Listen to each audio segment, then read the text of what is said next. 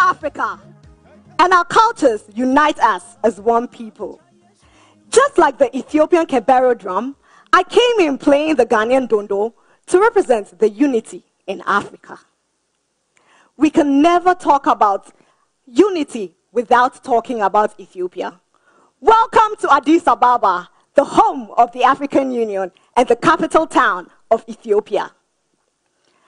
Two great men, Osajifo Dr. Kwame Nkrumah and the Emperor Haile Selassie I, were very instrumental in the formation of the Organization of African Unity, now known as the African Union. These two understood that together we stand, divided we fall. May the souls of these great Pan-Africanists go marching on. Tonight, I am going to be taking you through a cultural, historic, and insightful tour through Ethiopia.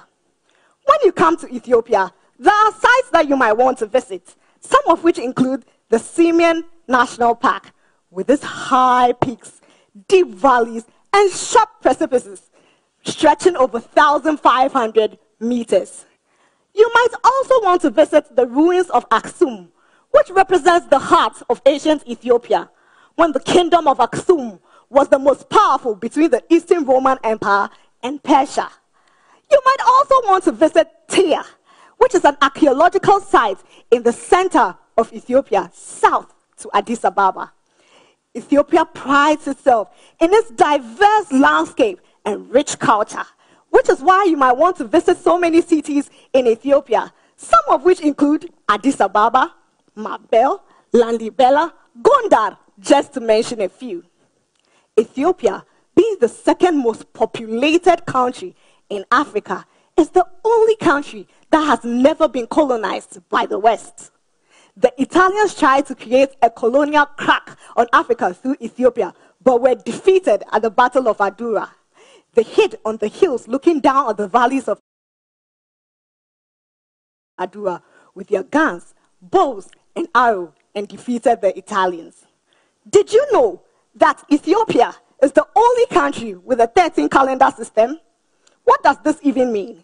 This means that when everybody else in the world has 12 months in the year, there are 13 months in Ethiopia. This is why I'm 7 years younger, because while all of you are in the year 2021, it is still 2014 in Ethiopia. Interesting, isn't it? In fact, yesterday, September 11th, was a new year in Ethiopia. Melkam Addis Ahmet. What I just said means Happy New Year in Amharic. Amharic is the official language in Ethiopia. Ethiopia prides itself with over 80 languages and 200 dialects plus. And even though Amharic is the official language in Ethiopia, English and Arabic are widely spoken all over. But you cannot come to Ethiopia without enjoying its nice delicacies. My personal favorite, the dorowat and injera, which is a hot, spicy stew with flat bread. And the coffee, quality.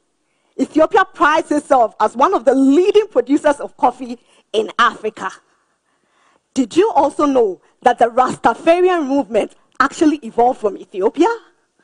There were so many Rastafarian movements from Jamaica, but then the birthplace of the Rastafarian movement is inside Ethiopia. Ras is a word which means chief in Amharic, and Tafari was the name of Haile Selassie I. Hence, this movement posits Selassie as an incarnation of God. I cannot finish talking about Ethiopia without mentioning